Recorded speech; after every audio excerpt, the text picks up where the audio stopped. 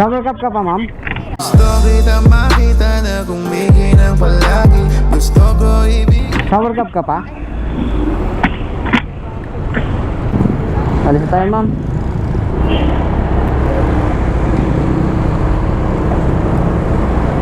Hindi ka naman malilate, ma'am, no? Hindi na. Anong oras klase mo, ma'am? 11:30 pa. College, ma'am, no? Anong course mo, ma'am? Tourism. Tourism?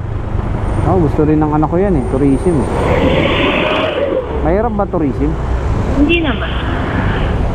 Di ba most of the time, pag tourism, more in memorizing lang, ganun? Hindi naman. Hindi rin. Parang more on like rules. Ganun. Rules? Paanong rules? Rules pagdating sa mga tourist place. Kaya Okay, may mga airplane, ganun. may mga guidelines. Oo. Okay. Yun pala yun. Pero related talaga yun sa flight stewardess. Kasi tourism talagang yun yung mas malapit na course eh. Pero sabi naman ng tropa ko, wala naman daw sa course yung flight stewardess. Oo, wala. Kasi merong actually training para sa mga flight stewardess. Hindi mo kailangan mag-tourism para mag-steward. Yun nga sabi sa akin. Basta may ganda lang. Kasi haharap ka sa tao. Patient. Saka magaling ka mag-memorize ng mga ano ba tawag doon? Yung mga caution sa sa aeroplano. Marami daw din kasi yun sabi niya. Kailangan handa ka mag-ligtas. Maraming din yan, pagdadaanan. May mga training pa nga sa dagat yan eh. Sabi sa akin. Ikaw ma'am, ilang taon na? 19. 19, malapit ka na sa tunay na buhay. May boyfriend ka na din? Oo. Proud ah. Legal eh. Mas maganda. Kasi yung iba, yung mga nakakausap ko, dahil nga estudyante sila, hindi sila inaalaw mag-boyfriend. Nung una, hindi din naman ako. Siguro some of them, meron din mga nalalaman na ng parents na nila, gano'n. Siguro unti-unti na rin matatanggap. After all, sila rin naman yung magsasama pagdating ng panahon. Kung kaya mo naman kasi pagsabay, go. Oo. Saka meron lang naman yan time management. Oo. Kung kaya mong i-tolerate yung mga problema na yan, kung baka na-handle mo ng maayos, hindi mo siya nagiging sagabal sa'yo, okay lang, wala namang kaso, di ba? As long as kaya nandun. Kasi yung isang nurse na nakausap ko, bad trip siya dun sa boyfriend niya. Dire mo, tuwing may exam, inaaway lagi siya. Di ba? Bad trip nga yun. Yun ang nakakainis. Hindi nila nagigets na may priority din yun. Oo, biruin mo yun. Kung kailan may exam, saka kaaway. Di dalawa yung, kumbaga naglalaro yung isip niya sa problema niya at saka yung sa school. Stress na nga sa review. Oo. Stress pa sa joke. Sabi niya, sobrang asar niya daw, hiniwalayan niya. Kung hindi naman kasi nila nakikita na may priority yung nila, girlfriend or boyfriend, maganda nang itigil nila. Tsaka ma'am, toxic, di ba? Oo, sobra. Kasi hindi lang naman sa kanila yung umiikot yung mundo. Exactly. May sarili-sarili silang buhay. Sabi niya nga maraming bawal daw pagdating daw dun sa boyfriend niya. So nakaka-stress, sabi niya ganun. Medyo, basta edi sana nagganap na lang siya. Sabi niya nga kung ganun lang mangyayari, di mas magandang single na lang. Kasi yung parents niya, hindi nga siya pinagbabawalan, tapos siya mismo magbabawal. Yun ang nakaka-irita. Bad trip kasi wala siyang freedom. So, sa stage nyo kasi mga youngest pa kayo, andyan yung explore. Yung Saka wala din karapatan yung boyfriend na pagbawalan. Oo, kasi andyan Hindi yung... naman siya yung nag-anak sa... Hindi, I mean, kaya nga sa stage nyo young, dapat ma-experience nyo yung mga dapat nyo ma-experience. Hindi yung nakali ka kung saan. Yung ikukulong ko sa kwarto. Ano yun? Tanga. Gago. Nabuhay sa mundo para ikulong. pagbawalan. Which is mali. Dapat hindi ganun. Pwede nyo naman abutin yung pangarap nyo ng di ba? Dalawa kayo. Walang Tulungan mo. walang problema. Alam niya na nursing yung Oo. mahirapan niya pala. Mahirap din daw ang nursing ha. Sobra. Kaya sabi ko, buti ma'am, natanggalan kayo ng pabigat sa buhay. Ikaw ma'am, anong plan mo yan pagka-graduate mo? Siguro kasi yung mom ko naman, OFW din. Okay. And may friend siya doon na parang pasok doon sa hinahanap kong job. Ano bang dream job mo? Parang kasi siya, travel agency kasi siya. So, Okay. saktong-sakto siya doon sa Sakto sa course mo.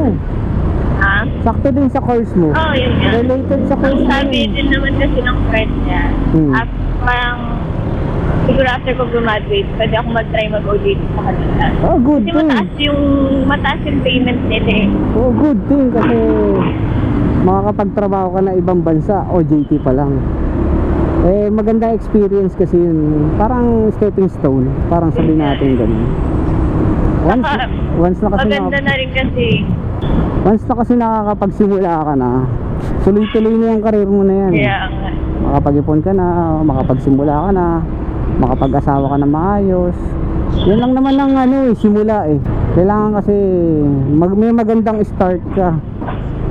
Kasi hindi lahat promise. Hindi lahat ng gumraduate may magandang career Yun nga eh. ngayong Parang taon na. mas mahihirapan pa sila. Oo, so andun yung struggle nila, paano nila makukuha yung mapupush nila kung ano yung gusto nilang career. So struggle talaga. Kaya sa'yo Kasi yung purpose, kaya tinig yung course, hindi na yun yung nagiging trabaho.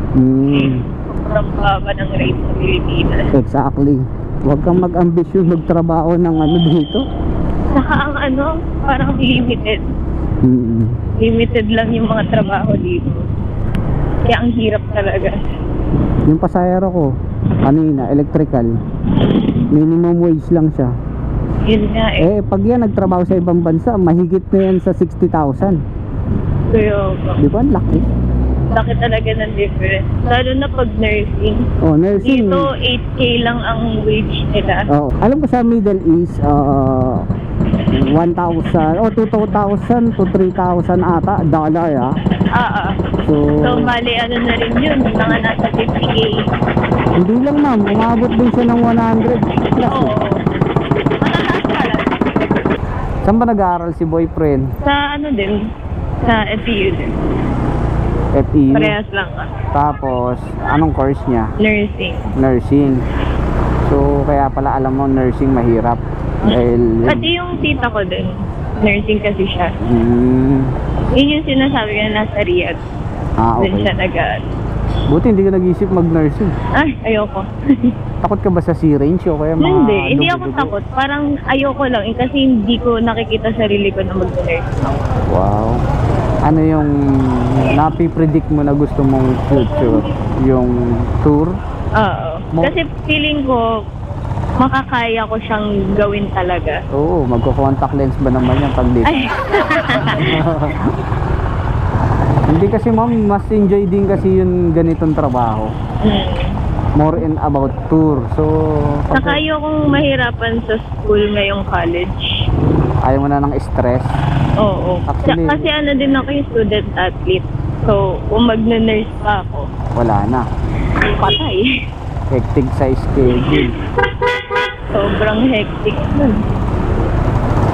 Tsaka sa mga ganyan ma'am, trabaho, usually parang free na lang din siguro. Free ticket or free somewhere vacation? Yun yung ano nila minsan pag sweldo. Yan ang maganda.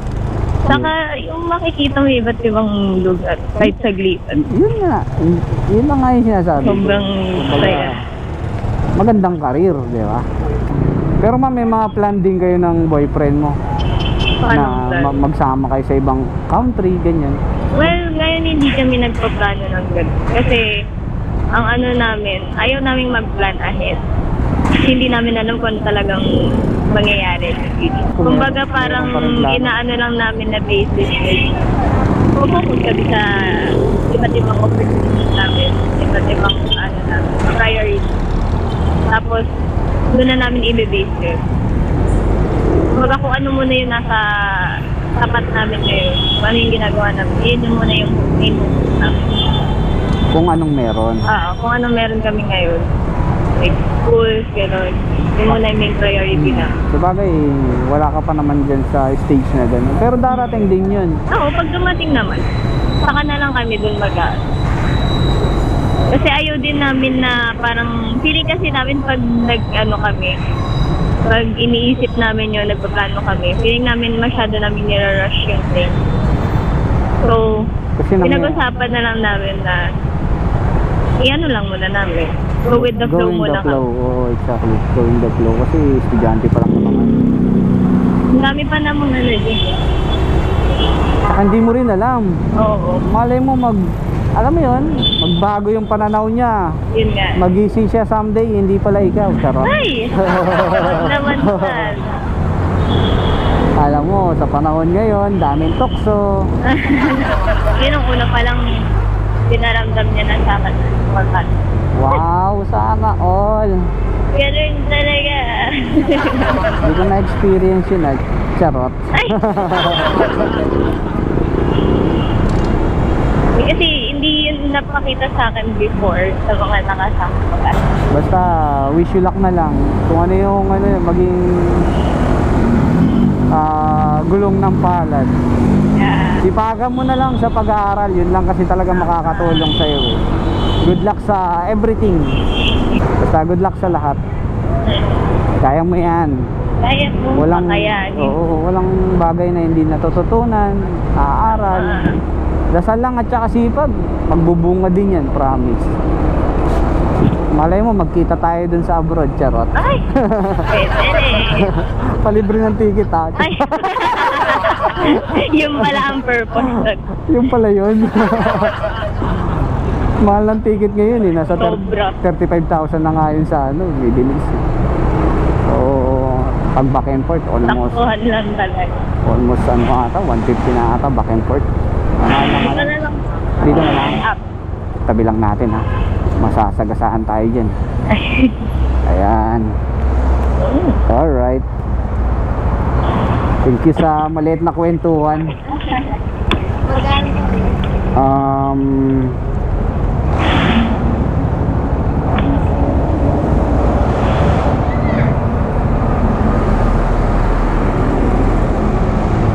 $85.